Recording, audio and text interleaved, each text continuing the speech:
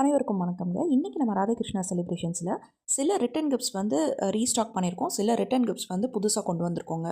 So இந்த peacock key holder வந்து பார்த்திங்கன்னா நம்ம புதுசாக எடுத்துகிட்டு வந்திருக்கோம். ஏற்கனவே நம்மக்கிட்ட கீ ஹோல்டர்ஸ் வந்து எலிஃபெண்ட்டில் இருந்தது, முருகன் டிசைனில் இருந்தது. இப்போ வந்து பார்த்திங்கன்னா இந்த பீகாக் கீ ஹோல்டர் வந்து புதுசாக கொண்டு வந்திருக்கோங்க.